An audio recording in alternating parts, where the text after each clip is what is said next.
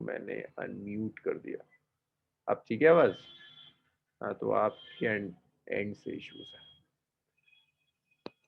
सो beat start करने से पहले जरा बाउंड्री कंडीशन देखिए। बाउंड्री कंडीशन भी स्टार्ट करने से पहले कुछ ना जनरल टर्म देखते हैं। वेव्स में हम फेज डिफरेंस कैसे डिसाइड करते हैं? मान लीजिए मैंने एक वेव ले ली, ये एक वेव ले ली मैंने,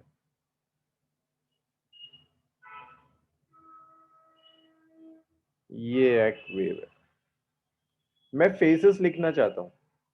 यहां जो फेस है और ये टाइम है। यहां फेज 0 है,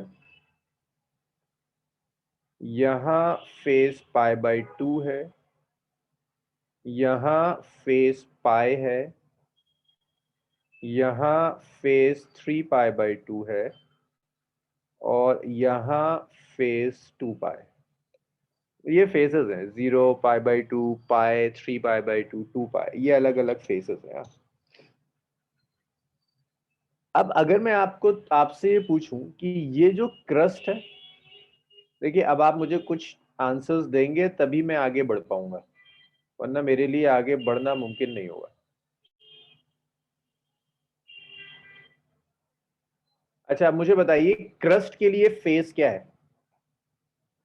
क्रस्ट के लिए फेस क्या है?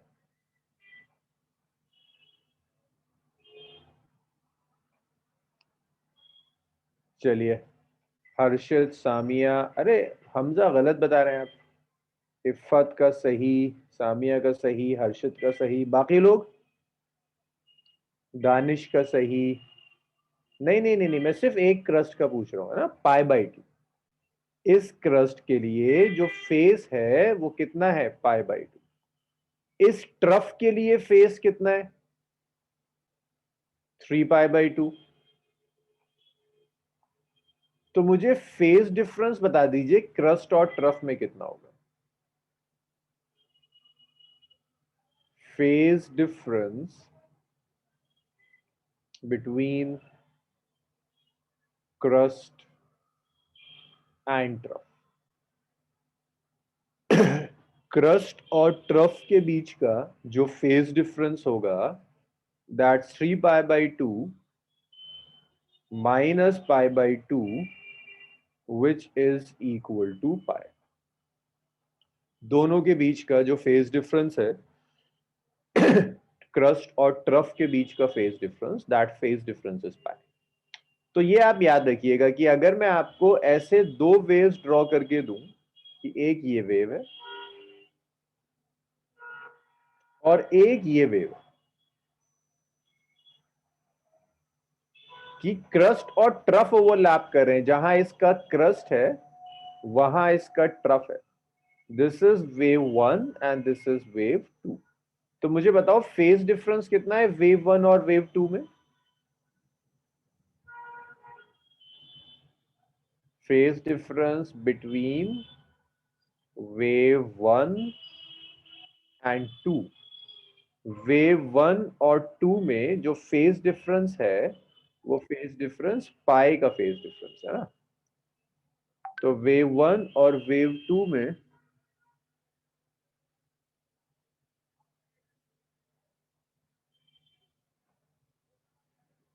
Samia, we will need this phase difference in the next section. Just for the time being, just concentrate what is phase difference. What we are doing, क्यों कर रहे हैं हम इसको अभी दिखेगा आपको। अभी तो just concentrate करो that what is actually your phase difference. Waves देखकर आप कैसे decide करेंगे what is the phase difference between waves? अच्छा, एक चीज और बताइए, एक ये वेव है और एक ये वेव है। क्रस्ट और ट्रफ ओवरलैप कर रहे हैं। This is wave number 3 and this is wave number 4। देखकर बताओ क्या कोई फेज डिफरेंस है या सेम फेज में?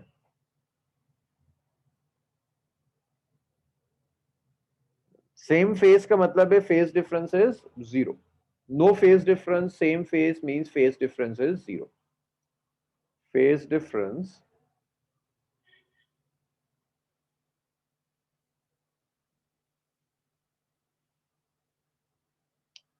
between wave 3 and wave 4 is 0. अच्छा एक चीज और बताओ, अगर ये दो वेव सुपर इम्पोज करें तो आपको क्या लगता है, वेव 1 और वेव 2 एक दूसरे से ऐड होंगी या कैंसिल करने की कोशिश करेंगी? थोड़ा लॉजिक लगाना, ये अगर इसके ऊपर आएगा तो ये ऐड होंगे या कैंसिल हो जाएंगे?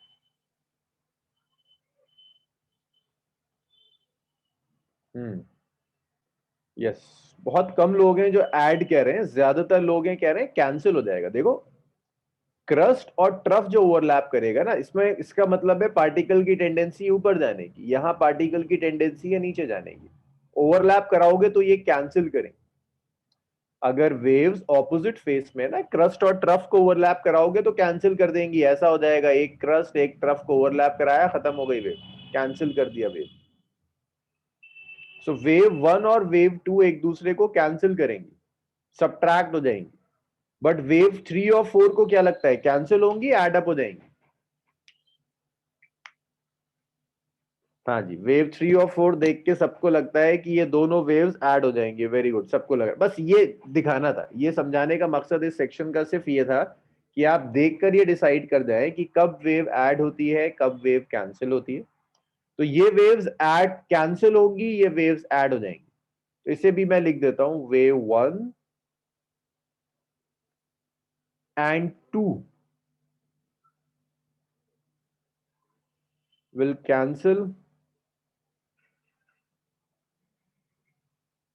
वेव 3।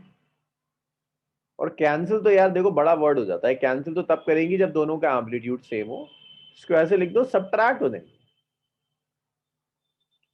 और ये दोनों वेव्स ऐड हो जाएंगे। इसे कहते हैं destructive superposition. Destructive superposition.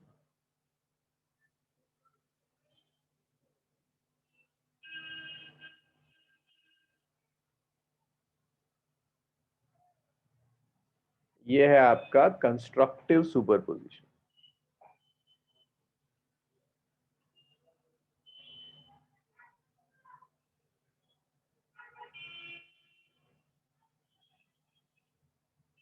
Destructive and super constructive superposition. Sir previous slide लगा दीजिए। हाँ अभी लगा रहा हूँ, बस ये समझ में आ गया ना, डिस्ट्रक्टिव जब कैंसिल होगा, कंस्ट्रक्टिव जब ऐड हो जाएगा। अब लिख लीजिए इसे, फिर इसे हम नेक्स्ट टॉपिक से रिलेट कर देते हैं।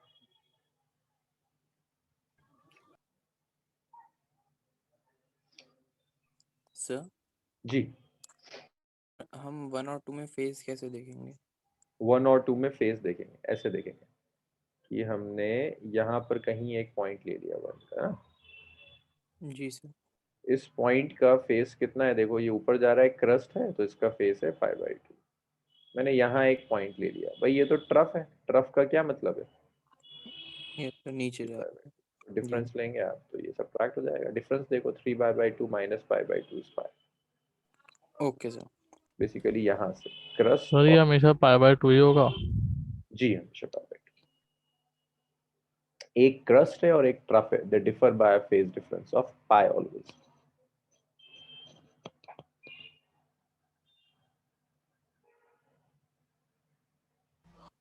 सर कैसे पाए, कैसे आ रहा है डिफरेंस इसका?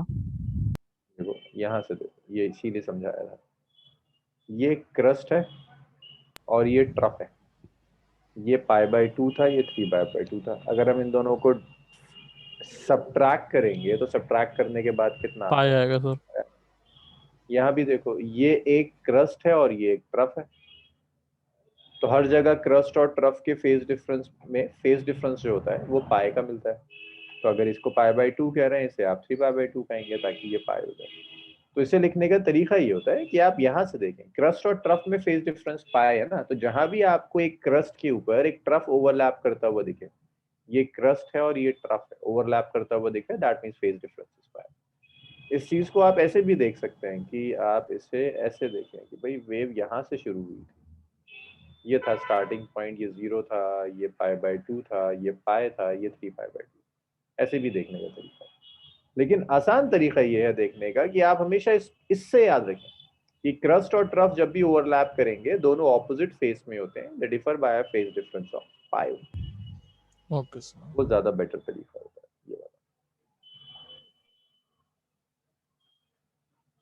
सर हम ये भी कह सकते हैं कि दोनों वेव्स में क्रेस्ट का या ट्रफ का फेस सेम आना चाहिए। एक वेव में कह रहे हैं आप, दो में कह रहे हैं? दोनों में। दो वेव जब आप लेंगे तो फेस डिफरेंस की बात करेंगे आप। जब दो वेव्स आप लेंगे तो फेस डिफरेंस की आप बात करेंगे, फेस तो नहीं लेंगे।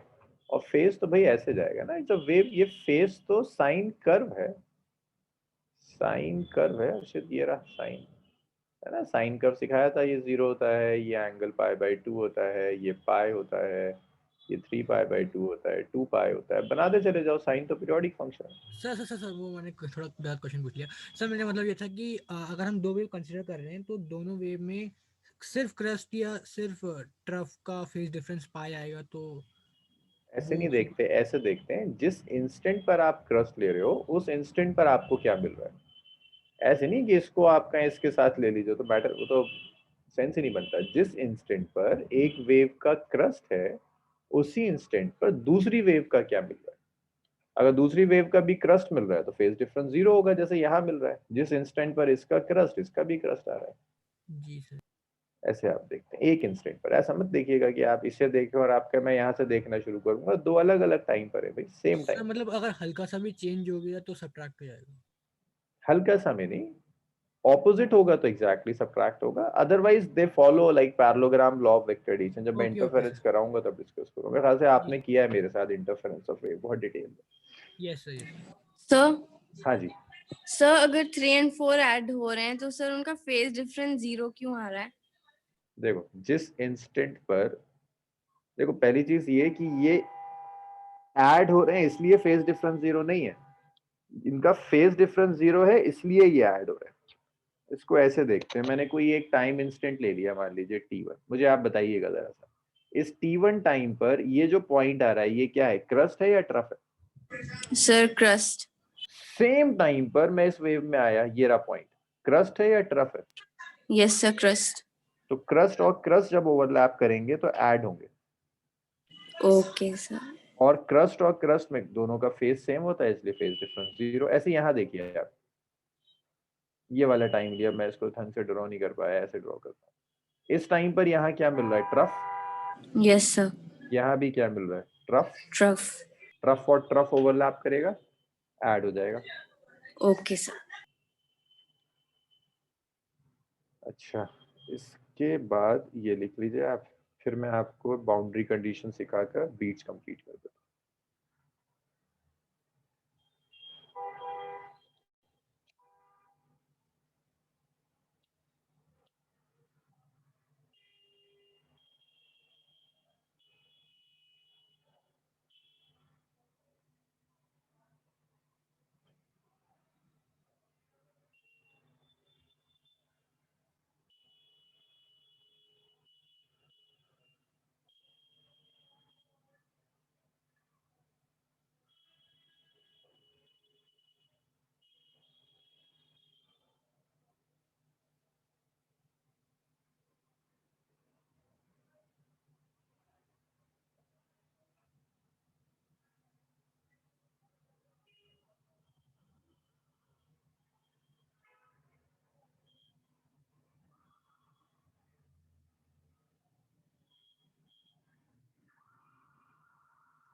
दानिश, डिनोमिनेटर में 2 होगा या नहीं होगा वो आप साइन कर्व से डिसाइड करेंगे ना। साइन कर्व देखिए ऐसे जाता है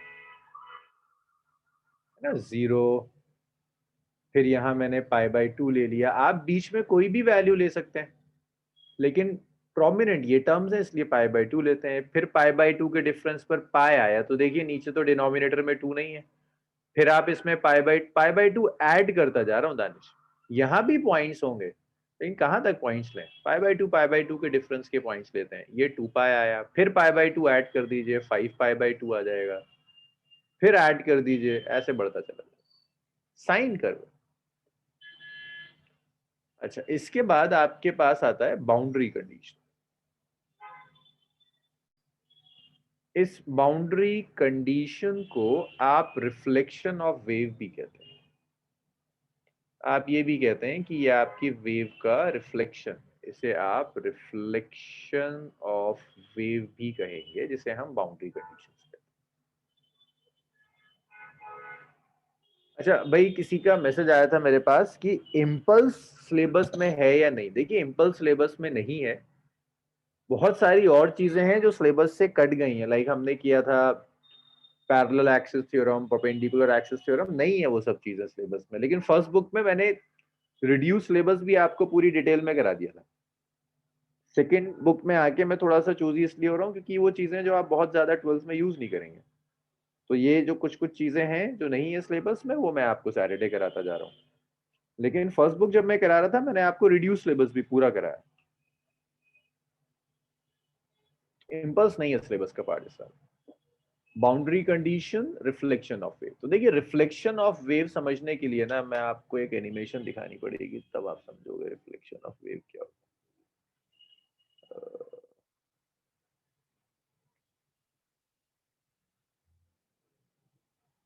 अच्छा, रिफ्लेक्शन ऑफ वेव कुछ सुना है आपने, कहीं ऑब्जर्व करा हो रिफ्लेक्शन ऑफ वेव? जरा लिखना, कहीं आपने रिफ्लेक्शन ऑफ वेव सुना हो, ऑब्जर्व करा हो, जहां वेव रिफ्लेक्ट हो रही हो। ऐसा तो नहीं हो सकता कि 11th में पहुंच गए हो, कभी रिफ्लेक्शन ऑफ वेव ऑब्जर्व ही नहीं करा।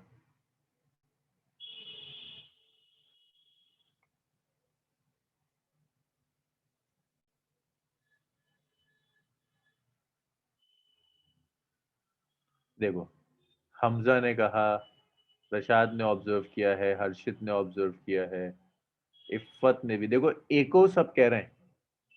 Eco is, yes, echo is reflection of wave, बिल्कुल रिफ्लेक्शन ऑफ वेव है इको।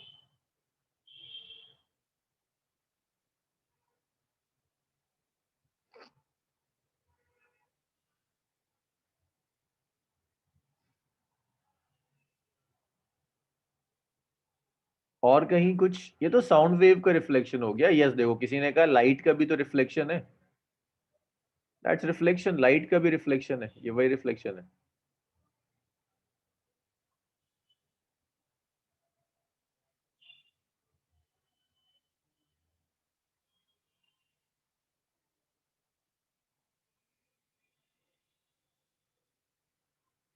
अ,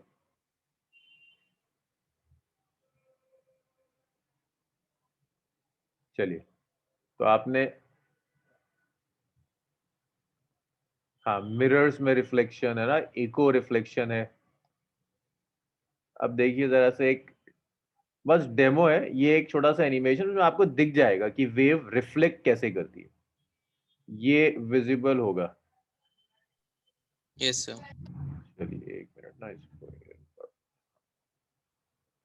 तो देखिए, ये इसने करा हुआ क्या है, ये एक स्ट्रिंग लिए, इस स्ट्रिंग को एक फिक्स सपोर्ट से अटैच कर दिया। ये स्ट्रिंग ली इन्होंने, और इस स्ट्रिंग को यहाँ पर, ये फिक्स सपोर्ट है, इससे अटैच कर दिया, स्ट्रिंग को बांध दिया, स्ट्रिंग को यहाँ से। रिफ्लेक्शन ऑफ वेव ना दो तरह की बाउंड्रीज से होता है। एक होती है फिक्स बाउंड्री, जैसे यहाँ एक सॉलिड से बांध दिया, और एक रिफ्लेक्शन ऑफ वेव होता है लूज बाउंड्री से, जैसे ओपन बाउंड्री भी कहते हैं। उसके लिए क्या करेगा, इस स्टील की जो वायर है, इस वायर को एक थ्रेड से बांध देगा, तो thread will act like an open boundary. Wave को क्लोज बाउंड्री भी रिफ्लेक्ट करती है और ओपन बाउंड्री भी रिफ्लेक्ट करती है। अब कई लोगों के लिए क्लोज बाउंड्री तो समझ में आता है कि भाई ठीक है, लाइट आई मिरर से रिफ्लेक्ट होकर आ गई, मिरर क्लोज था। साउंड आया वॉल से रिफ्लेक्ट होकर आ गया, wall is a close boundary. Open boundary क्या चीज है? ओपन बाउंड्री के बहुत एग्जांपल्स हैं। ओपन बाउंड्री का एक एग्जांपल ये भी होता है, आपके जो ऑर्गन पाइप्स होते हैं, organ pipe, like flute type जितने भी इंस्ट्रूमेंट्स है, बांसुरी होती है, फ्लूट टाइप जितने भी इंस्ट्रूमेंट्स होंगे, उन सारे इंस्ट्रूमेंट्स में साउंड रिफ्लेक्ट होकर आ रहा होता है। फ्लूट तो दूसरे एंड से ओपन होती है, फिर कैसे रिफ्लेक्ट होकर आ रहा है? प्रेशर वेरिएशन की वजह से साउंड रिफ्लेक्ट होकर आ जाता है, कि फ्लूट के अंदर प्रेशर अलग होगा, बाहर प्रेशर अलग होगा, तो साउंड रिफ्लेक्ट होकर वापस आ जाता है। रिफ्लेक्शन दोनों बाउंड्रीज से होगा, क्लोज बाउंड्री से भी और ओपन बाउंड्री से। क्लोज बाउंड्री से जब रिफ्लेक्शन होगा, तो मुझे आपको जो चीज दिखानी है बेसिकली वो ये है कि जब रिफ्लेक्शन क्लोज बाउंड्री से मिलेगा, तो आपको दिखेगा कि क्रस्ट गया, लेकिन रिफ्लेक्ट होकर ट्रफ आया। ये देखना है आपको। इसी चीज को मैं फिर इक्वेशन में लिखवा दूंगा, इसको ना प्रूफ नहीं करा सकता मैं कि रिफ्लेक्शन क्लोज बाउंड्री से होगा, ट्रफ गया, क्रस्ट आया। अगर इसे प्रूफ कराने बैठ गया तो पूरी केमिस्ट्री आ जाएगी। इसको मैं सिर्फ दिखा सकता हूँ आपको। और इसी तरह से जब आप रिफ्लेक्शन ओपन बाउंड्री से लेंगे तो आपको देखेगा क्रस्ट गया तो क्रस्ट आया, ट्रफ गया तो ट्रफ आया, क्लोज में क्रस्ट जाएगा तो ट्रफ आएगा वापस। तो ये चीज है जिसको आपको देखना। अभी ये क्लोज बाउंड्री है, इसको एक जगह आपने क्लोज बाउंड्री पे रख दिया। ये फिर किसी ने कुछ पूछा, जरा क्या पूछा है, चलिए सुनिएगा। तो ये देखिए, ये बहुत ज्यादा फास्ट है, स्लो करना पड़ेगा।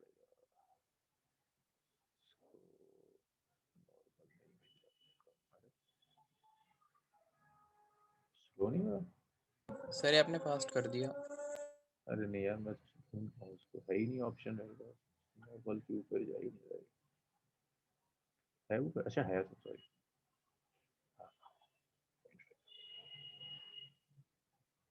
भाई देखिएगा यहाँ, ये क्रस्ट गया, यहाँ पहुंचा इधर, ये क्रस्ट मान लो। जब ये रिफ्लेक्ट होकर आएगा तो दूसरी तरफ से आ रहा है, ट्रफ रिफ्लेक्ट होकर आ रहा है। ये दिखा सबको? बस ये दिखाने के लिए इतना टाइम वेस्ट कर रहा हूं मैं।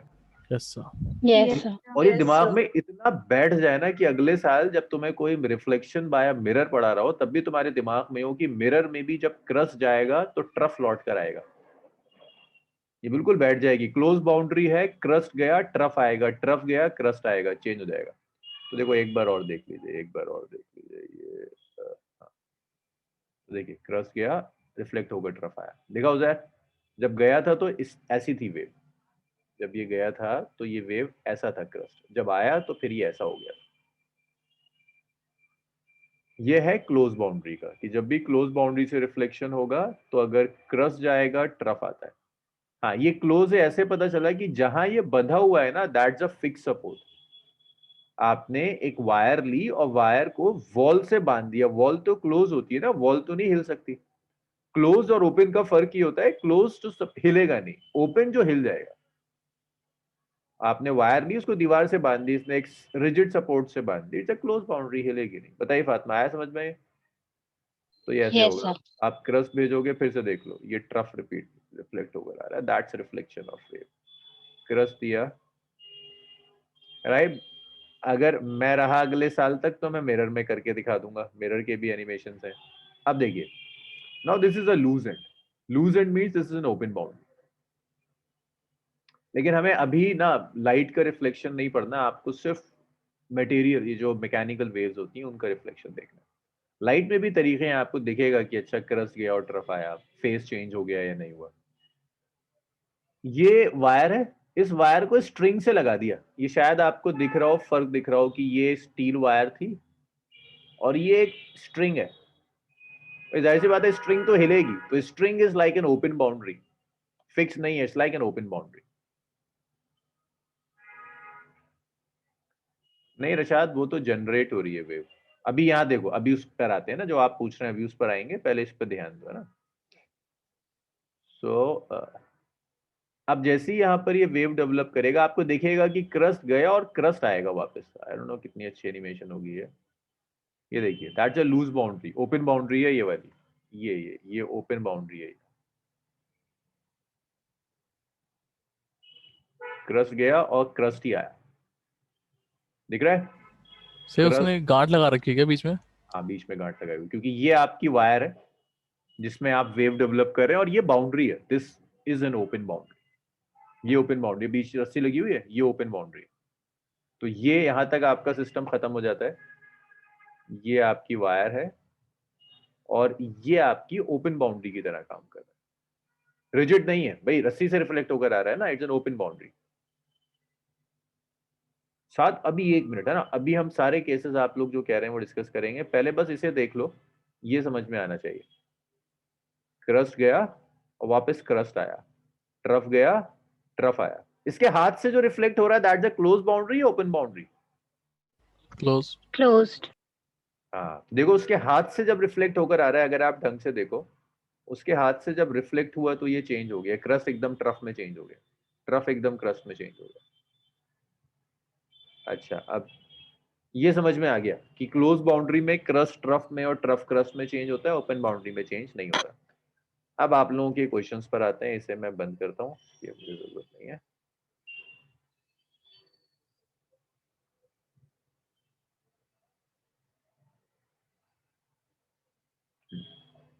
अब आप लोगों के क्या क्या क्वेश्चंस थे वो देखते हैं। तो पहला क्वेश्चन था फ्लैग मूव करता है तो उसे नहीं बोल सकते। फ्लैग में वेव साथ कहीं से रिफ्लेक्ट होकर नहीं आ रही, दिस इज रिफ्लेक्शन। फ्लैग में तो हवा आई और फ्लैग मूव कर गया। अब वो कहीं से रिफ्लेक्ट होकर आ रहा होता है तो उसे आप कहते हैं। यहाँ रिफ्लेक्ट हो रहा था, रिफ्लेक्शन हम देख रहे हैं, वेव का जनरेशन नहीं देख रहे, रिफ्लेक्शन की बात हो रही। तो फ्लैग वाला एग्जाम्पल एप्रोप्रिएट नहीं होगा। तो मरियम स्ट्रिंग कहाँ कनेक्टेड थी? आगे एक रोप थी, उस रोप से कनेक्ट किया हुआ था। सामिया, आपने अगर ढंग से देखा हो तो आपकी वेव ऐसे जा रही थी लेकिन पार्टिकल ऐसे ऑसिलेट कर रहे थे, so that was a transverse wave in string. अगर दोनों एंड पर आप बाउंड्री रखेंगे तो दोनों जगह, यहाँ क्रस्ट गया रिफ्लेक्ट होकर ट्रफ आएगा, फिर यहाँ पहुंचेगा तो क्रस्ट ट्रफ में चेंज हो जाएगा। बाउंड्री से ना, हम हमेशा बाउंड्री से गलत इमेज होती है कि वो बाउंड्री का मतलब है कुछ ऐसा जो बंद हो। मतलब हम उस बाउंड्री की बात नहीं कर रहे जैसे हम डे टू डे लाइफ में लेते हैं। यहाँ बाउंड्री मीन्स मीडियम का चेंज होना। एक थिक वायर और यहाँ एक थिन वायर है, मीडियम चेंज हो रहा है ना। थिक वायर से थिन वायर में हो रहा है, मीडियम चेंज हो रहा है, दैट्स अ बाउंड्री। आप फ्लूट में बांसुरी जो होती है उसमें उसके अंदर और बाहर एयर के प्रेशर्स अलग अलग होते हैं, मीडियम चेंज हो रहा है, so that end of the flute is acting as a boundary. जी मरियम, वही तो रोप आप बाउंड्री है भाई, ये वायर है, वायर को यहाँ रोप से कनेक्ट कर दिया था, तो यहाँ जहां रोप और वायर कनेक्टेड है वो बाउंड्री थी, ओपन बाउंड्री, क्योंकि वायर हिल सकती है, रिजिड नहीं। हाँ फातिमा, रिफ्लेक्शन वाटर वेव्स में भी होगा। बताइए, ये समझ में आ गया आप सबके? अब जो चीज आपने वहां देखी ना उसे मैथ्स में कन्वर्ट करना है, दैट्स फिजिक्स। मतलब जो आपने वहां ऑब्जर्व किया है उस चीज को मैथमेटिकली लिखना है, दैट्स फिजिक्स। अगर आप लिख सकते हैं तो आपको फिजिक्स आती है, आप नहीं लिख सकते हो तो फिर आपने और हमने अभी तक फिलोसफी करी। फिलोसफी और फिजिक्स में यही फर्क है कि फिजिक्स को मैथ सपोर्ट करती है। तो पहले देखिए जरा सा क्लोज बाउंड्री, क्लोज्ड बाउंड्री।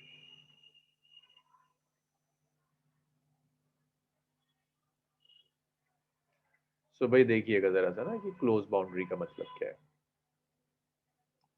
तो ये एक क्लोज बाउंड्री है, यहाँ मैंने स्ट्रिंग कनेक्ट कर दी। आपको पता है जब ये क्रस्ट गया क्लोज बाउंड्री पर और जब ये रिफ्लेक्ट होकर आएगा, जब ये क्रस्ट गया क्लोज बाउंड्री पर और जब ये रिफ्लेक्ट होकर आएगा तो ये ट्रफ बन जाएगा। क्रस्ट गया और रिफ्लेक्ट होकर ट्रफ आ गया, that's reflection from a close boundary. Crust trough में कन्वर्ट हो गया। सो इक्वेशन आप ऐसे लिख सकते हैं कि आपकी जो इंसिडेंट वेव है that is traveling along x-axis, y1 is a sin kx minus omega t। अच्छा, अब आप गेस कर सकते हो रिफ्लेक्टेड वेव की इक्वेशन में क्या क्या चेंजेस आएंगे। अब मैं लिख दूंगा तो इसका मतलब है रटा आपने, फिर रटना ही था तो वो दिखाने की क्या जरूरत थी मुझे, 10 मिनट बर्बाद किए मैंने। अब सोचो जरा रिफ्लेक्टेड वेव की इक्वेशन में क्या लगता है, क्या चेंज आएगा? नहीं, मरियम गलत सोच रही है, आप रशाद सही कह रहा है। उजैर डायरेक्शन में चेंज आएगा ना भाई, डायरेक्शन में। तो मैं बताया था यार कल कि वेव अगर एक्स एक्सिस के लॉन्ग जा रही है, पॉजिटिव एक्स एक्सिस के लॉन्ग, तो नेगेटिव यूज करते हैं। जब वेव रिफ्लेक्ट होकर आएगी तो यहां पर आप पॉजिटिव साइन यूज करेंगे, दैट्स इट। बताया था ना, रिफ्लेक्टेड इंसिडेंट वेव जा रही है पॉजिटिव एक्स एक्सिस के लॉन्ग, रिफ्लेक्टेड वेव जा रही है नेगेटिव एक्स एक्सिस के लॉन्ग। नेगेटिव एक्स एक्सिस के लॉन्ग आ रही है तो आप एक पॉजिटिव साइन यूज करेंगे। बताओ, ये आया समझ में? यस। एक चेंज और आया, क्या चेंज आया? सिर्फ डायरेक्शन चेंज हुआ है वेव का कि पहले एक्स के लॉन्ग जा रही थी पॉजिटिव, अब नेगेटिव एक्स के लॉन्ग आ रही है, कोई और भी चेंज है? और भी कोई चेंज आया क्या? हाँ, क्रस्ट ट्रफ में चेंज हो गया। क्रस्ट और ट्रफ में फेज डिफरेंस कितना होता है? कोई नहीं पाई। बताया, पाई। तो यहाँ पर रिफ्लेक्टेड वेव में एक पाई और आ जाएगा। तो ये इक्वेशन है इंसिडेंट वेव की, ये इक्वेशन है रिफ्लेक्टेड वेव। पाई आ गया, फेज डिफरेंस आ गया ना, पाई का फेज डिफरेंस है इंसिडेंट और रिफ्लेक्टेड में, ये क्लोज बाउंड्री। अगर मैं आपसे कहता हूं रिफ्लेक्शन है from N open boundary, open boundary आप देख चुके हो, ओपन बाउंड्री से वेव रिफ्लेक्ट होकर कैसे आती है। So if you have an open boundary, आपने क्रस्ट को इंसिडेंट किया तो रिफ्लेक्ट करने के बाद भी ट्रफ आता है, सॉरी क्रस्ट ही आता है ना।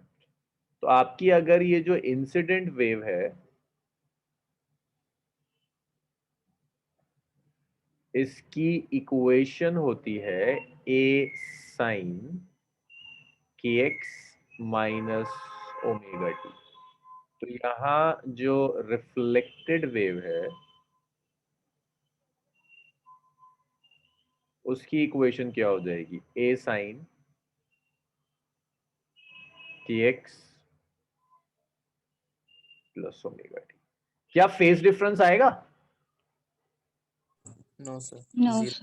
फेज डिफरेंस नहीं आएगा क्योंकि क्रस्ट गया और क्रस्ट आ रहा है, इट्स एन ओपन बाउंड्री। तो ये है स्टैंडिंग वेव। जब हम पढ़ेंगे ना सैटरडे हम पढ़ेंगे स्टैंडिंग वेव, तब इन दोनों वेव्स को सुपर इम्पोज कराना होगा। स्टैंडिंग वेव में ना दो तरह के केसेस हैं, एक है क्लोज बाउंड्री का, जिसे कहते हैं standing wave in a string, वहां पर इस तरह की दो इक्वेशंस आती है, इन्हें सुपर इम्पोज करा के सॉल्व कर देते हैं।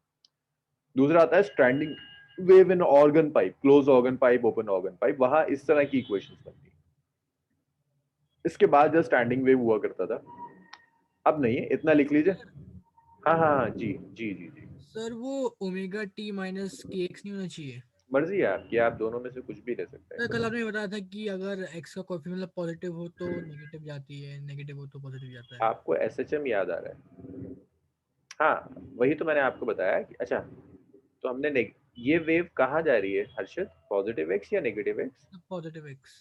तो यहाँ क्या आना चाहिए, नेगेटिव या पॉजिटिव?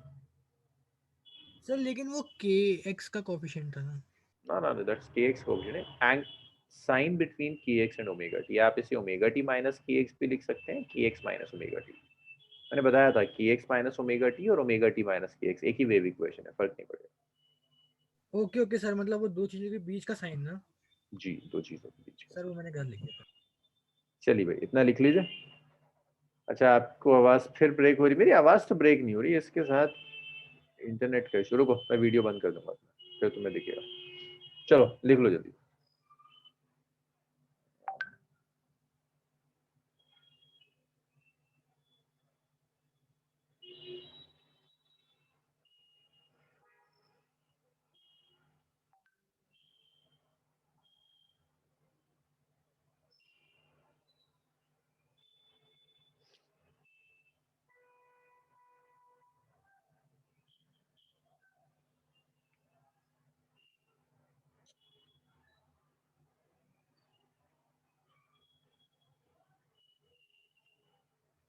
चलिए।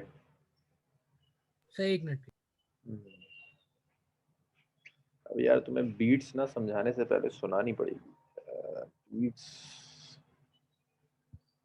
देखो बीट्स बीट्स की आवाज तो तुम्हें सुना देते हैं ताकि तुम समझ जाओगे मैं किस चीज की बात कर रहा हूं।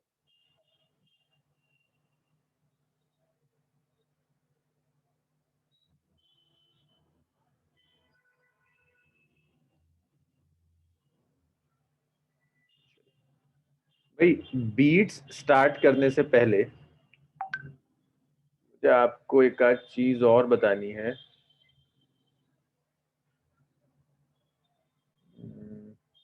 ये आपको आना चाहिए भाई, मैथ्स वालों को तो मुझे पता है आता होगा, जो बायो वाले हैं भाई आप, इतना तो आपको, ट्रिग्नोमेट्री हम यूज करेंगे यार। Sine a plus sine b का फॉर्मूला होता है 2 cos a minus b by two, और फिर उसके बाद आता है sine a plus b by two. इसे याद रखिएगा, इसको मैं यूज करूंगा अगले सेक्शन में, इसे लिख लीजिए। बेसिक सा ट्रिग्नोमेट्रिक रिलेशन है, sine a plus sine b is 2 cos a minus b by two sine a plus b by two. ये लिख लिया होगा, लिख लीजिए जल्दी से लिख लीजिए सर। अच्छा बीट्स का नाम सुना है आप लोगों ने कहीं? Yes sir. yes. Sir beat music. Boxing. Music में सुना होगा। रुकिए जरा, मुझे 2 मिनट दीजिए, मुझे जरा ढूंढना पड़ेगा मेरे बीट्स की वीडियो कहाँ पड़ी हुई है। बीट्स सुनाऊंगा आपको तभी समझा पाऊंगा कि बीट्स है क्या, वरना मैं बोलता चला जाऊंगा तुम नहीं समझोगे।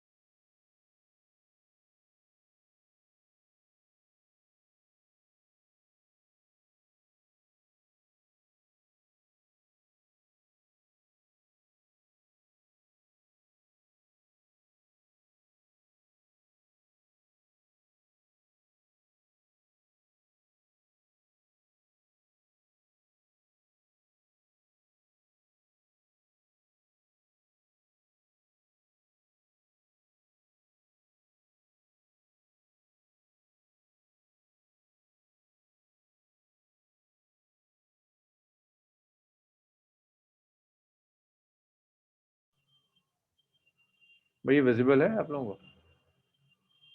आप लोगों की आवाज। Yes sir. तो अपना ना थोड़ा सा ऑडियो बंद कर देना।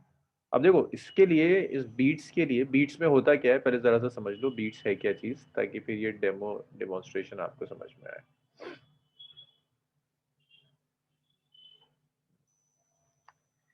बीट्स में दो साउंड वेव्स होती हैं, दोनों की फ्रीक्वेंसी थोड़ी सी अलग है। एक की फ्रीक्वेंसी न्यू 1 है, दूसरे की फ्रीक्वेंसी न्यू 2 है। दो साउंड मान लो, दो स्पीकर्स मान लो, दो स्पीकर्स से दो साउंड्स आ रहे हैं और दोनों साउंड्स में डिफरेंस है फ्रीक्वेंसी में। लाइक एक में अगर फ्रीक्वेंसी है 7 हर्ट्ज की, दूसरे का साउंड की फ्रीक्वेंसी 2 हर्ट्ज, डिफरेंस है कुछ फ्रीक्वेंसी। तो वो अगर ये दोनों साउंड वेव सुपर इम्पोज कर जाती हैं तो ये एक टाइप का साउंड प्रोड्यूस करता है। ये साउंड ऐसा होता है जिसका वॉल्यूम बढ़ता है एकदम से, फिर कम हो जाता है, फिर बढ़ता है, फिर कम हो जाता है। यूजुअली आपने बीट सुना होता है, ये मोबाइल फोन के अंदर जो अलार्म होता है ना, वो अलार्म कुछ कुछ कुछ बीट्स वाला साउंड होता है कि उस अलार्म के एकदम से वॉल्यूम बढ़ेगा, फिर उसके बाद गिरता है, फिर वॉल्यूम बढ़ता है, फिर वॉल्यूम गिरता है। उस तरह के साउंड को आप बीट्स कहते हैं। तो मैं आपको बीट्स सुनवा भी दूंगा इस डेमोन्स्ट्रेशन में, और फिर बीट्स दिखता कैसे है उसके भी एक एनिमेशन है, वो भी आपको दिख जाएगा। अब यहाँ इनके हाथ में जो दो चीजें हैं, they are basically tuning fork, जिसके लिए आप लोगों को स्कूल बुलाया जा रहा है मेरे ख्याल से प्रैक्टिकल्स के लिए। ट्यूनिंग फॉर्क्स क्या होते हैं? ट्यूनिंग फॉर्क्स कई तरह के होते हैं। इसको मान लो आप, ऐसा कुछ एक मटेरियल है, मेटल का है। इसको जब आप स्ट्राइक करते हैं तो ये वाइब्रेट शुरू करता है, और वाइब्रेशन की वजह से साउंड प्रोड्यूस होगा। ट्यूनिंग फॉर्क जब वाइब्रेट करेगा तो वाइब्रेशन की वजह से साउंड प्रोड्यूस होता है।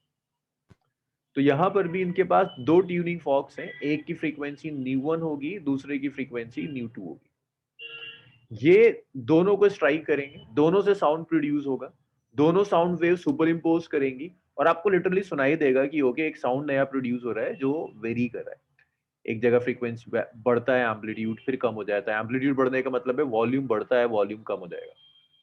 मुझे नहीं पता है कितना बेहतर इन्होंने इसको बनाया होगा। सुनने की कोशिश करना है, सुनने की चीज है इसमें ना।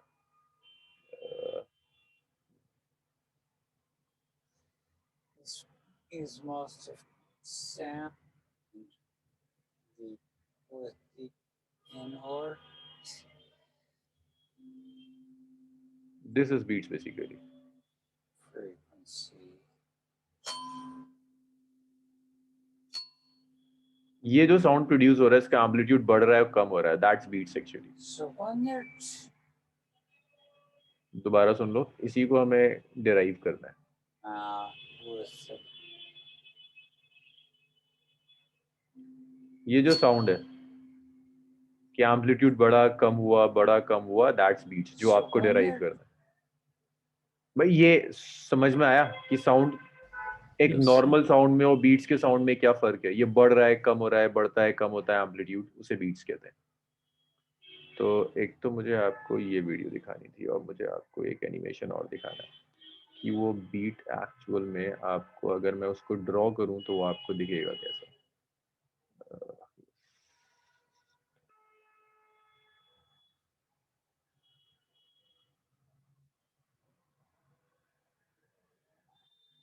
भाई ये भी विजिबल होगा ना? तो देखिए यहाँ, तो यहाँ बेसिकली हो क्या रहा है, आपके पास दो वेव्स हैं। एक फर्स्ट स्पीकर से साउंड वेव आ रही है, वेव 1। ये सेकंड स्पीकर की साउंड वेव है, वेव 2। दोनों की फ्रीक्वेंसीज में थोड़ा सा डिफरेंस है, दोनों की अलग अलग फ्रीक्वेंसीज है। अब जैसे ही ये दोनों वेव सुपर इम्पोज करेंगी, आपको एक वेव और मिलेगी। उस देखो यहाँ पर इसका एम्पलीट्यूड कांस्टेंट है, इसका भी एम्पलीट्यूड कांस्टेंट है, हर जगह देखो एम्पलीट्यूड कांस्टेंट है।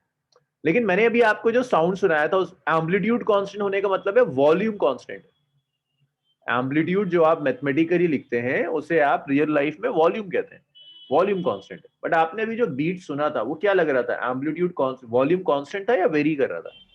वेरी कर रहा वेरी कर रहा था। एम्पलीट्यूड की टर्म्स में क्या लगता है, एम्पलीट्यूड कांस्टेंट रहेगा या वेरी करेगा? था, वेरी करेगा। वेरी करे। Amplitude should vary, right? So इसको अगर मैं आपको दिखाऊं कि ये तो देखिए ये दोनों अभी सुपर इम्पोज कराएगा। अरे जल्दी करो, अच्छा स्लो कर रखा है। ये देखिए ये दोनों सुपर इम्पोज कर गए और सुपर इम्पोज करने के बाद ये बीट्स बन रहा है जो ग्राउंड ग्रीन से आ रहा है। ये वो साउंड है जो आप सुन रहे थे। जो साउंड आप सुन रहे थे वो ये था। जब आपको लगता था कि एम्पलीट्यूड बढ़ गया तो बेसिकली वेव ऐसी हो रही थी। जब आपको लग रहा था कि साउंड कम हो गया तो वेव ऐसी हो रही थी। So that's your beat. हाँ बस मैं वीडियो ऑफ कर रहा हूँ, मैं बस ये और समझा दूँ फिर वीडियो ऑफ करता हूँ। हाँ जी, समझ में आया यस बीट है क्या और दिखता कैसे? आपको इसकी इक्वेशन चाहिए। आपके सिलेबस में जो बीट्स है उसमें आपको इसे डिराइव करना है कि ये वाली जो वेव है इसकी इक्वेशन क्या है। और देखो रिपीट कर रहा है, यहां से यहां बीट अपने आप को रिपीट कर रहा है। तो यहां से यहां जो टाइम लगेगा उसे टाइम पीरियड ऑफ बीट कहेंगे। यहां से यहां तक जाने का जो टाइम लगेगा उसे टाइम पीरियड ऑफ बीट कहेंगे। बीट अपने आप को रिपीट करता है। तो जो डेरिवेशन है आपके पास बीट्स की उसमें आपको करना क्या है, दो वेव की इक्वेशंस देगा। उन दोनों वेव्स की इक्वेशन को यूज कर कर आपको किसी तरह से बीट की इक्वेशन निकालनी है, पहला काम। फिर बीट की इक्वेशन डिराइव करने के बाद आपको ये टाइम पीरियड निकालना है कि बीट जब रिपीट करता है तो टाइम पीरियड क्या होगा। टाइम पीरियड आप मैक्सिमा से भी निकाल सकते हैं और टाइम पीरियड आप मिनिमा से भी निकाल सकते हैं। मिनिमा मींस जब एम्पलीट्यूड कम है, दोनों से सेम टाइम पीरियड आएगा। और टाइम पीरियड आ गया तो फ्रीक्वेंसी आ सकती है क्या? बीट फ्रीक्वेंसी आ सकती है अगर टाइम पीरियड में निकाल के दिखा दूं? Yes sir. Yes sir. Sir. कैसे आएगी, कैसे आएगी? By T. फ्रीक्वेंसी 1/2। 1/2। तो टाइम पीरियड हम डिराइव करेंगे, फ्रीक्वेंसी आप मुझे बता दोगे कि उसका इनवर्स कर दो टाइम पीरियड का, फ्रीक्वेंसी आ जाती है। चलो भाई वीडियो बंद कर देते हैं। तो ये बीट है जो आपको डिराइव करना है। अब मैथ्स करते हैं। ये यूज होगा बीट्स डिराइव करने में। और एक चीज और है, बीट्स के लिए ना हम वेव्स को ओरिजिन पर सॉल्व कर लेंगे, जरा सी कॉम्प्लिकेशंस कम रहती हैं अगर ओरिजिन पर वेव को सॉल्व कर लो। लाइक वेव इक्वेशन के लिए x0 रखेंगे। सो अब इसको जल्दी जल्दी कॉपी करते रहो। अब तुम्हें कुछ समझाना तो है नहीं, इक्वेशन से पहले कुछ डेफिनेशंस लिख रहा हूं उसे लिखते रहो।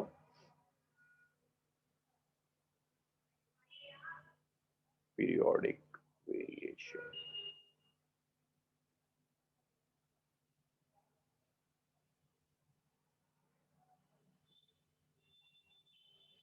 in intensity of sound waves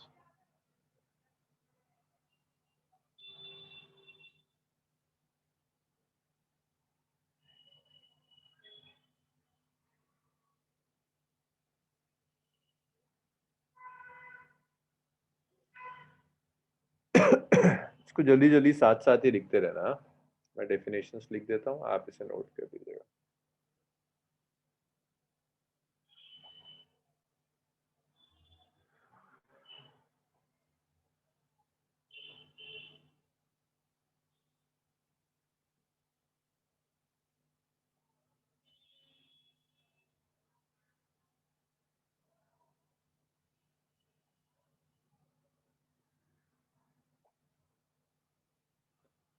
अब बीट फ्रीक्वेंसी जो होती है वो दोनों वेव्स की फ्रीक्वेंसी के डिफरेंस की इक्वल होगी। इसे हम डिराइव करेंगे, यही डिराइव करना है आपको बेसिकली। और एक चीज और याद रखिएगा, बीट सुनाई तभी देंगे आपको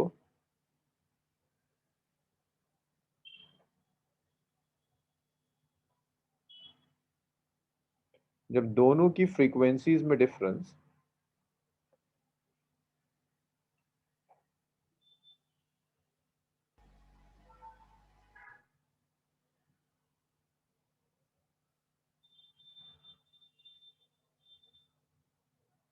इज लेस देन 10।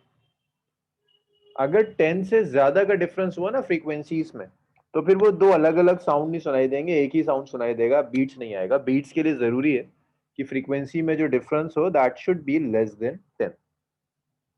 इसे लिख लीजिए, फिर हम ग्राफिकली ड्रॉ करते हैं और फिर मैथमेटिकली डिराइव कर लेंगे। छोटी सी कैलकुलेशन है, बहुत लेंदी नहीं है, उसे लिख लीजिए।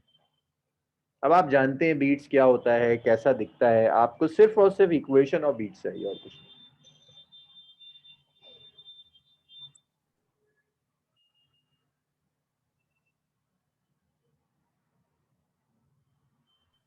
सर आपने ये लास्ट लाइन में 2 साउंड के बाद क्या लिखा है? For beats to be audible, the difference in frequency of two sound waves is less than 10. दोनों साउंड वेव्स की फ्रीक्वेंसीज में जो डिफरेंस होगा that should be less than 10। 10 से कम होना चाहिए।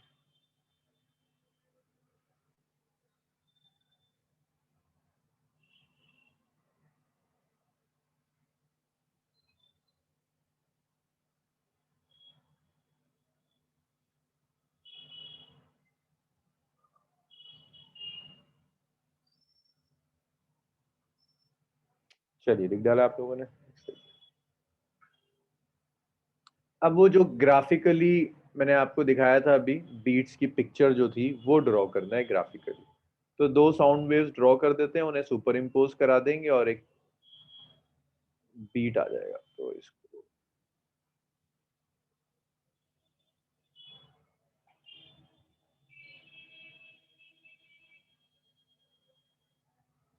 यार मैं ना जरा वीडियो ऑफ करूँ, एक बच्चा आ रहा है।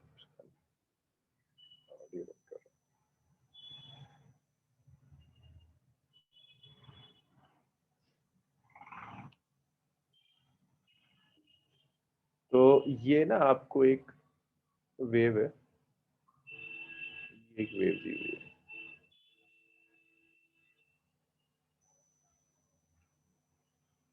वही जो उस डायग्राम में दिखाया था, आप एनिमेशन में था ना, दो वेव्स थी, बस मैं वही एग्जैक्टली ड्रॉ करने की कोशिश कर रहा हूँ। ये एक वेव है,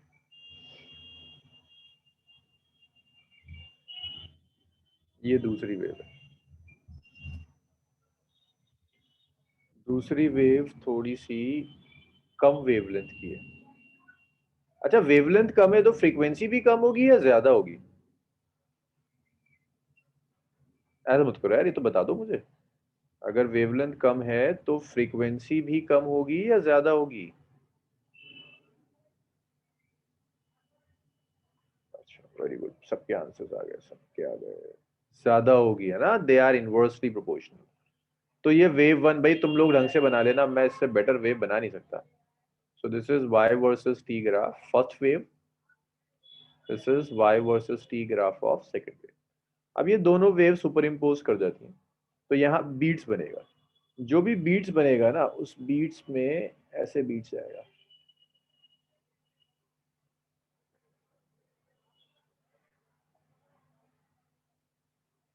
ये तो एनवलप है ना, ये तो बस हम इसलिए बनाते हैं ताकि गलती ना हो। ये बीट्स नहीं है, बीट्स तो अब जो वेव आएगी वो बीट्स है, उसको किसी और कलर से ड्रॉ। ये बीट्स है। तो जहां साउंड तेज सुनाई दे रहा था आपको, ये बीट्स है, ये बीट्स है, ये बीट्स है, ये बीट्स है। जी जी मरियम लिखिए, बताइए क्या कह रही हैं आप। ये मिनिमा, अगर फ्रीक्वेंसी सेम हो गई मरियम तो बीट्स नहीं बनेगा। बीट्स के लिए मैंने अभी लिखा था कि फ्रीक्वेंसी डिफरेंस होना चाहिए, स्लाइटली डिफरेंट फ्रीक्वेंसीज है ना। सेम फ्रीक्वेंसीज होंगी तो बीट्स कभी नहीं मिलेगा। बीट्स के लिए दोनों की फ्रीक्वेंसीज में डिफरेंस होना चाहिए, जरूरी है। ये बीट है, दिस इज बीट। ये मैक्सिमा है बीट का, इसे मैक्सिमा कहते हैं, और इसे मिनिमा कहते हैं। ये बीट्स का मिनिमा है। मैक्सिमा से मैक्सिमा तक जो होगा वो टाइम पीरियड, आप ऐसे लिख सकते हैं मिनिमा से मिनिमा तक भी टाइम पीरियड। तो बीट का टाइम पीरियड आप मैक्सिमा या मिनिमा कहीं से भी निकाल सकते हैं। इसे ड्रॉ करिए, फिर हम इक्वेशंस लिखने की कोशिश करें।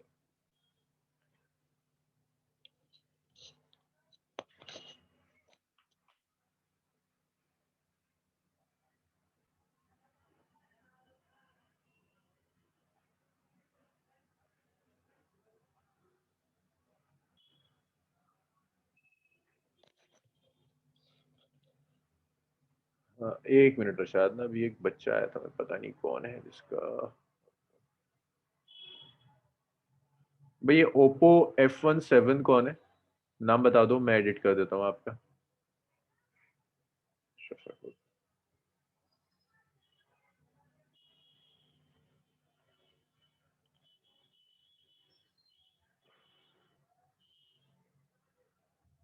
जी माइक ऑन कर दिया रशाद।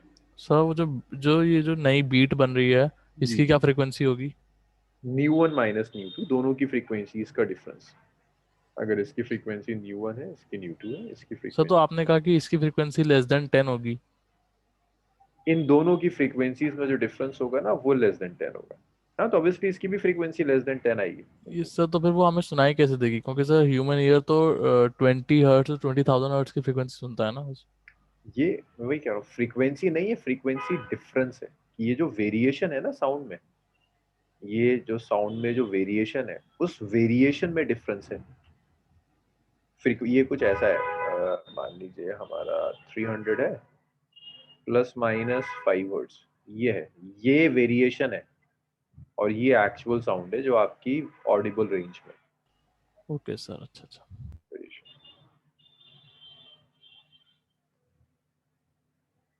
भाई आप लोगों ने लिख लिया तो बताइए मुझे, फिर हम इक्वेशन लिखना शुरू करते हैं बीट की। Yes sir. तो यहाँ जो दो साउंड वेव सुपर इम्पोज कर रही हैं, मैं उनकी इक्वेशन लिख रहा हूँ। सो हम दोनों साउंड वेव्स की इक्वेशंस लिख रहे हैं एट ओरिजिन। तो मैं इसको ऐसे लिखता हूँ, both sound waves are at origin. दोनों की दोनों साउंड वेव्स ओरिजिन पर है, मींस x इक्वल टू 0। तो जब आप इक्वेशन लिखेंगे साउंड वेव्स की, इक्वेशन ऑफ वेव्स,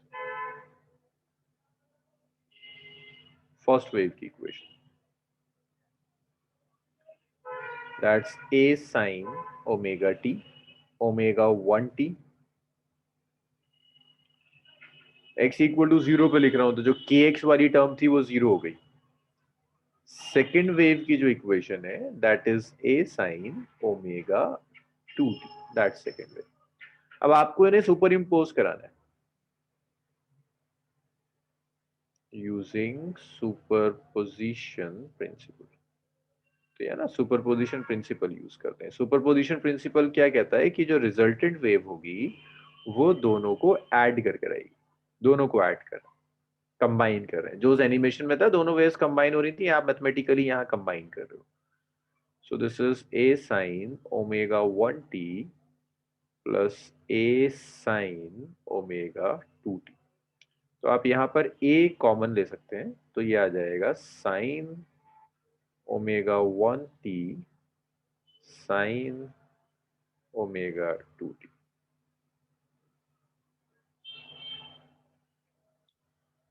तो y आ गया which is equal to a sine a plus sine b। इसको लिख सकते हैं sine a plus sine b, मैंने अभी लिख पाया था 2 cos a minus b। So that's omega 1t minus omega 2t by 2 sine omega 1t, जो मैंने पीछे फॉर्मूला लिखा था sine a plus sine b का, ए की जगह ओमेगा 1 है, बी की जगह ओमेगा 2। तो वो जो वेव आपको दिख रही थी ये उस वेव की इक्वेशन आ गई 2a cos, जो साउंड आपको सुनाई दे रहा था टाइम मैंने कॉमन ले लिया, omega 1 minus omega 2 by 2 sine t omega 1 plus omega 2 divided by 2। अब इस 2 से इस 2 को ना कैंसिल कर देना, ये एंगल में ना, एंगल है, एंगल से नहीं कैंसिल होता है। अब आप एक काम और कर सकते हैं, आप इसकी फ्रीक्वेंसी लिख सकते हैं।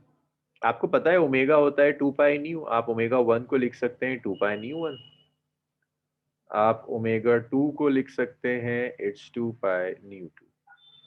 सो यहाँ y हो गया that's 2a cos t, it's 2 pi nu 1 minus 2 pi nu 2 by 2, it's sin t which is 2 pi nu 1 plus 2 pi nu 2 by 2। So y आ गया which is 2a cos t। देखिए 2 से ये सब कैंसिल हो जाएगा ना, ये वाला 2 इस कैंसिल कर देगा, पाई कॉमन आ जाएगा। So it's new 1 minus new 2। यहाँ देखिए साइन में भी ना इस ये 2 कॉमन लेकर आप कैंसिल कर सकते हैं। अब आप सब बड़े हो गए हैं तो मैं डायरेक्ट कर रहा हूँ, न्यू 1 प्लस न्यू 2, ये आ गया। ये इक्वेशन है, this is equation of beat. अच्छा, आप लोगों ने क्या ऑब्जर्व किया था बीट में? बीट का एम्पलीट्यूड कांस्टेंट था या वेरी कर रहा था? वेरी वेरी वेरी कर वेरी कर रहा था ना। तो देखिए अब यहाँ पर एम्पलीट्यूड सिर्फ ए तो नहीं हो सकता, एम्पलीट्यूड अगर वेरी कर रहा था तो टाइम का फंक्शन होना चाहिए। तो ये जो पूरा दिख रहा है ना आपको इतना, this is the amplitude of beat. So this is the amplitude of beat जो वेरी कर रहा है टाइम के साथ, एम्पलीट्यूड ऑफ बीट। अच्छा, ये बीट का एम्पलीट्यूड कभी मैक्सिमम होगा कभी मिनिमम होगा, तो हमें टाइम की वो वैल्यू निकालनी होगी जब ये मैक्सिमम होगा या मिनिमम होगा। इतना लिखिए, फिर देखते हैं कब ये मैक्सिमम होगा कब मिनिमम होगा, बस वो आखिरी टॉपिक होगा, खत्म बीट। सर आपने वो जो एंड में लिखा है वो इक्वेशन ऑफ वेव लिखा है। इक्वेशन ऑफ, मैंने ना बीट लिखा है BEAT। Okay sir.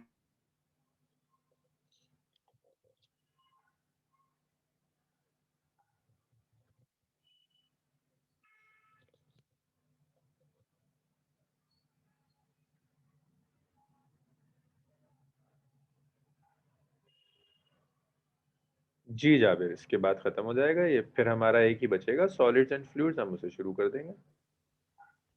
सर इसमें ओमेगा 1t माइनस के एक्स वाला टर्म भी है, मतलब के एक्स वाला। जी दोबारा बताइए क्या कह रहे हैं हर्षित? सर मैं कह रहा हूँ ओमेगा टी माइनस के एक्स नहीं है, के एक्स नहीं आएगा इसमें। अब शुरू में बताया ना मैंने, देखो शुरू में क्या लाइन लिखी है, जल्दी बोलो। सर ऑरिजिन पे स्टार्ट हो रहा है। ओके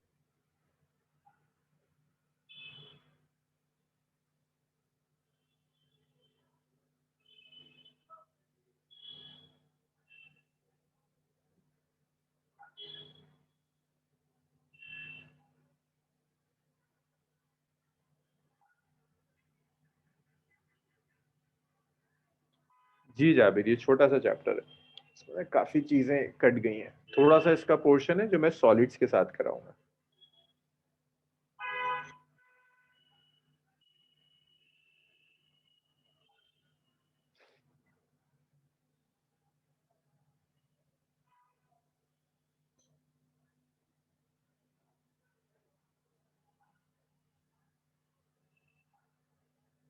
भाई लिख लिया आप लोगों ने? Yes sir. चलिए। सर एक मिनट प्लीज।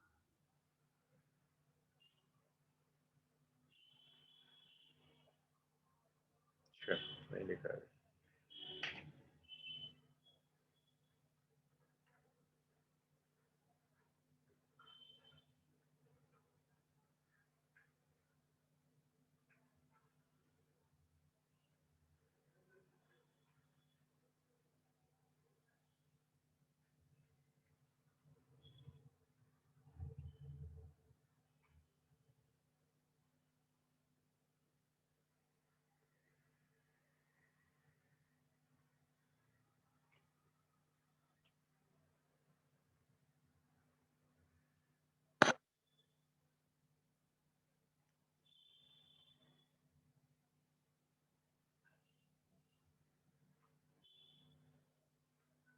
चलिए,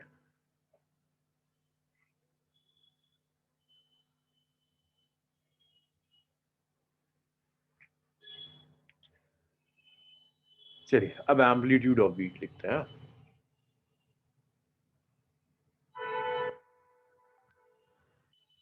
एम्पलीट्यूड ऑफ बीट,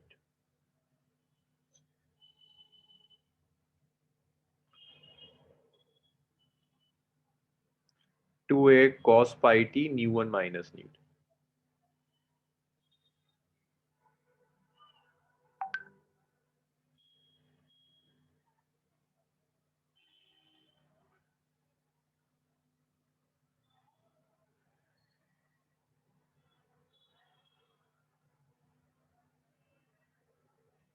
ये आ गया, एम्पलीट्यूड आ गया two a cos pi t nu one minus nu. अब मुझे वो टाइम चाहिए जब एम्पलीट्यूड मैक्सिमम है।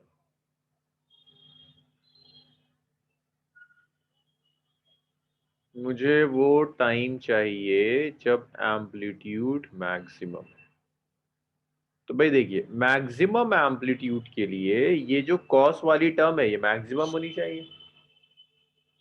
कॉस वाली टर्म मैक्सिमम कितना हो सकता है भाई? कॉस की मैक्सिमम वैल्यू कितनी आ सकती है? 1।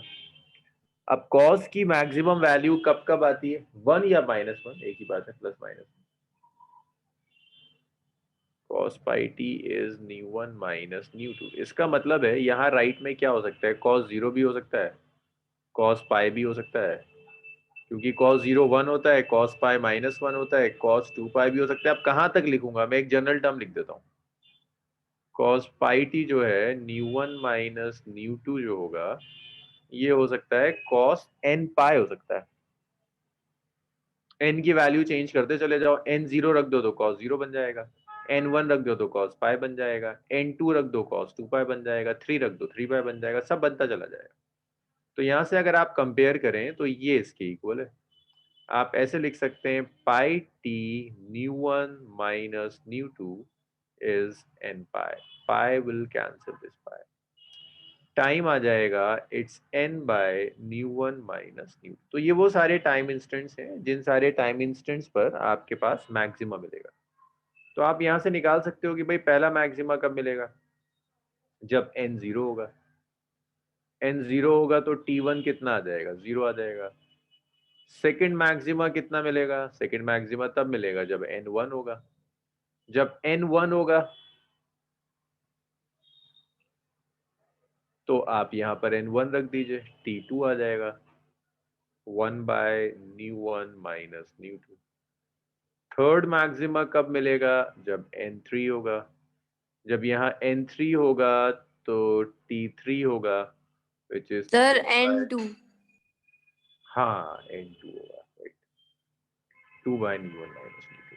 आसिया ये वाली टर्म है ना, एम्पलीट्यूड मैक्सिमम कब होगा? जब कॉस मैक्सिमम होगा। तो इसीलिए मैं इसको कंपेयर कर रहा हूँ, यहाँ से इसको उठाकर यहाँ सर तो इसके इक्वल में क्या लिखा है? +-1। कॉस की मैक्सिमम वैल्यू कितनी होती है? +1 या माइनस। Okay sir. +1 -1 कब आता है? cos 0 +1 होता है, cos पाई -1, cos 2 पाई +1। तो वहां से मैंने लिख दिया, t3 आ गया। अब आपको चाहिए time period of beat. Time period का मतलब है किसी भी दो मैक्सिमा के बीच का टाइम, कहीं से भी आप ले लीजिए, टाइम पीरियड ऑफ बीट चाहिए आपको। तो भाई टाइम पीरियड ऑफ बीट हो जाएगा t2 माइनस t1 कर दीजिए, ये टाइम पीरियड ऑफ बीट है। तो टाइम पीरियड ऑफ बीट आया 1 बाय न्यू1 माइनस न्यू2 माइनस 0। भाई बात हुई थी कि टाइम पीरियड मैं कैलकुलेट करूंगा, बीट फ्रीक्वेंसी तुम बताओगे कितनी होगी। New 1 minus new 2। 1 by time period कितना हुआ, ν1 माइनस ν2, दैट्स बीट फ्रीक्वेंसी, जो मैंने शुरू में लिखी भी थी कहीं ये।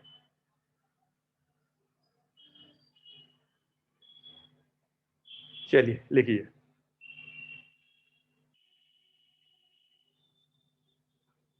इसी तरह से आप मिनिमा से भी बीट फ्रीक्वेंसी निकाल सकते हैं, क्योंकि मैक्सिमा और मिनिमा एक ही टाइम है, दोनों के लिए फ्रीक्वेंसी सेम होगी। एन दानिश नंबर ऑफ मैक्सिमा है ना, देखो यहाँ पर पहला मैक्सिमा, दूसरा मैक्सिमा, तीसरा मैक्सिमा, चौथा मैक्सिमा, कई मैक्सिमा आते हैं सब एन की वैल्यू के कोरस्पॉन्डिंग। पहला एन इक्वल टू 0 के कोरस्पॉन्डिंग, दूसरा एन इक्वल टू 1 के कोरस्पॉन्डिंग है।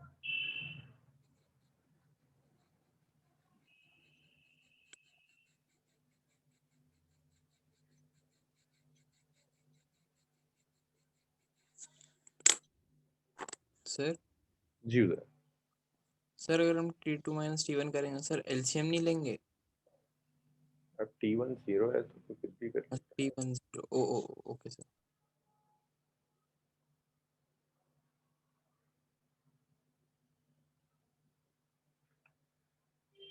जल्दी लिख लीजिए, फिर इसी तरह से मिनिमम एम्पलीट्यूड से भी बीट फ्रीक्वेंसी निकाल देते हैं जो सेम आएगी।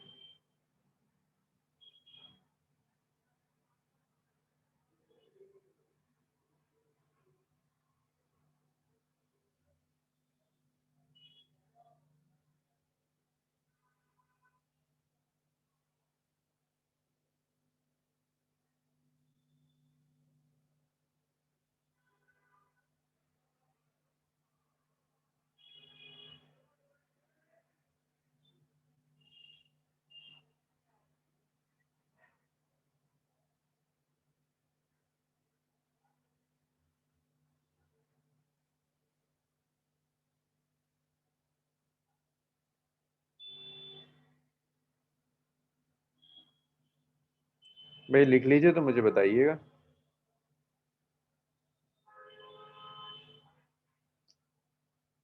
सर मेरा एक डाउट था। जी बताइए। सर अभी जो थोड़ी देर पहले सर रशाद ने पूछा था ना वो 20 हर्ट्ज वाला, सर वो मुझे समझ नहीं आया। भाई ये जो हम बीट फ्रीक्वेंसी लिख रहे हैं ना, ये बीट फ्रीक्वेंसी उस वेरिएशन की फ्रीक्वेंसी है जो साउंड की फ्रीक्वेंसी में वेरी करेगा। ये वो फ्रीक्वेंसी नहीं है जो साउंड, जिस फ्रीक्वेंसी जो साउंड की फ्रीक्वेंसी होगी। ये ऐसा है कि साउंड की फ्रीक्वेंसी थी 30, ऑडिबल है ना, यस सर। 30 में से 5 गिर गया, कितना आया, 25। ऑडिबल होगा। जी सर। बीट फ्रीक्वेंसी वो 5 है। 5 का मतलब ये नहीं कि साउंड 5 की फ्रीक्वेंसी का प्रोड्यूस हो रहा है, वो चेंज है फ्रीक्वेंसी। ओके ओके सर, समझ गया, थैंक यू।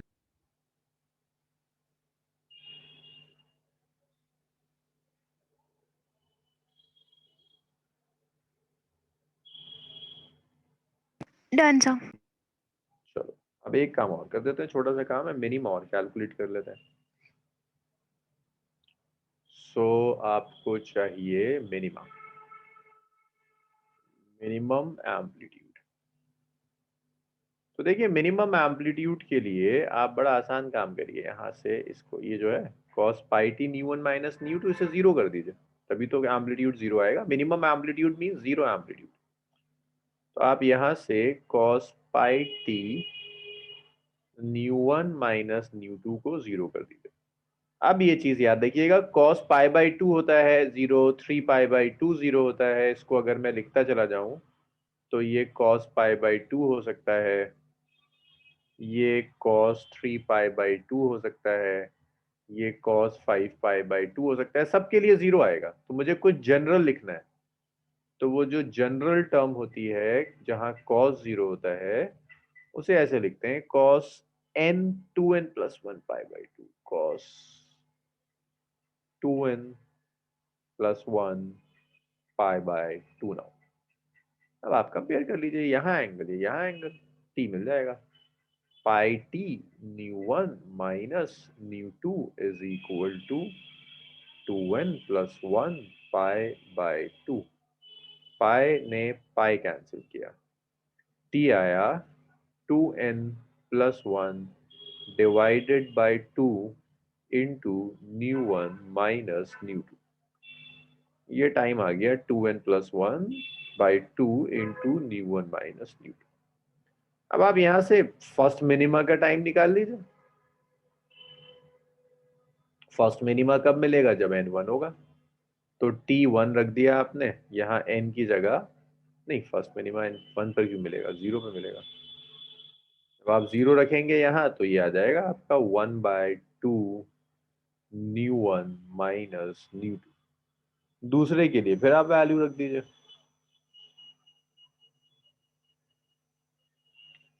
सेकेंड मिनिमा की वैल्यू रख दीजिए। सेकेंड मिनिमा के लिए आपका n1 हो जाएगा, n की जगह 1 रख दीजिए। तो सेकेंड मिनिमा आ जाएगा 3/2 nu1 minus nu2। First minima आ गया, सेकेंड मिनिमा आ गया। Time period of beat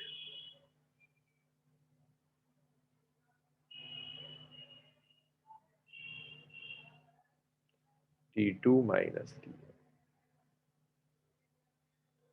It's 3/2 nu1 minus nu2 minus 1/2 nu1 minus nu2।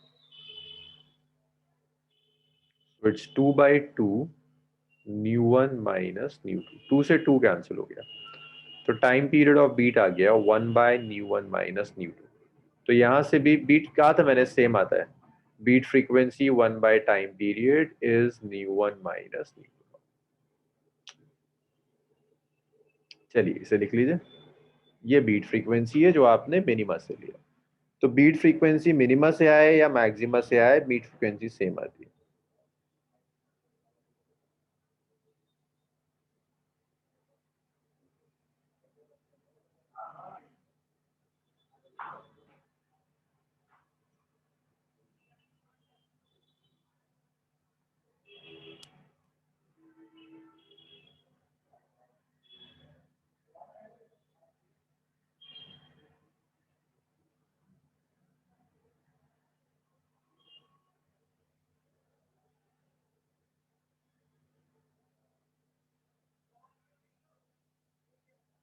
चलिए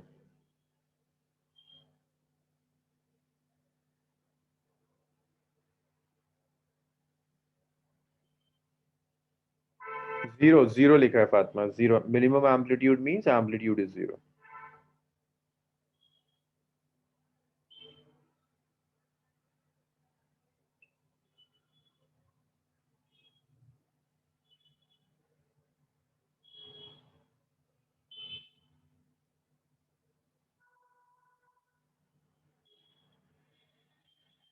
इतना लिख लीजिए तो बताइए। और हाँ भाई, सैटरडे क्लास होगी, सैटरडे सुबह 9 बजे, जैसे लास्ट वीक हुई थी वैसे ही सैटरडे क्लास लेंगे। सर आपने जब ये इक्वेशन सॉल्व मतलब इक्वेशन लिखने के लिए सर आपने क्या assumption लिया था कि हम ओरिजिन पे ले रहे हैं, क्योंकि जी वेव ओरिजिन पर, मतलब अगर आप न भी लेते तो आपकी कैलकुलेशन में नंबर ऑफ स्टेप्स बहुत ज्यादा बढ़ जाते, लेकिन रिजल्ट सेम आता। नहीं सर आपने मतलब किस चीज को एलिमिनेट करने के लिए किया था वो? एक्स को, के और एक्स को, क्योंकि यहाँ वेरिएशन टाइम के साथ होता है, एक्स कोई रोल प्ले नहीं करेगा। एक्स को एलिमिनेट करने के लिए ओरिजिन पर एक्स ही जीरो होगा ना हर्षद? सर वो मैं समझ गया सर, लेकिन वेव डिस्प्लेस तो करेगी ना, तो इक्वेशन में तो एक्स आना ही चाहिए। आप किसी पॉइंट पर तो, एक ही पॉइंट पर तो देखोगे। जब आपका साउंड वेव्स जा रही हैं तो आप किसी एक ही जगह खड़े होकर तो सुन रहे हो या भागते भागते सुन रहे हो? जी सर समझ आपके पास जो साउंड वेव्स आ रही हैं, बीट्स जो प्रोड्यूस हो रही हैं, वो बीट्स किसी एक ही पोजीशन पर तो सुन रहे हैं, अलग अलग पोजीशन पर सुन रहे हैं। यस हर्षद, गया सर, मैं समझ गया। मैंने आपको ओरिजिन पे खड़ा कर दिया। नहीं मरियम, इवनिंग पॉसिबल नहीं होगा, बस ये लास्ट सैटरडे के बाद मुझे ज़रूरत नहीं पड़ेगी। इस सैटरडे होपफुली मैं फिनिश कर दूंगा सॉलिड्स। सो जस्ट फ्लूइड बचेगा, पूरा फेब फ्लूइड्स के लिए फ्लूइड्स ही करेंगे। सर तो हम बेसिकली जो वेव आ रही है हम उसको एक पॉइंट से क्रॉस होते हुए देख रहे हैं ना,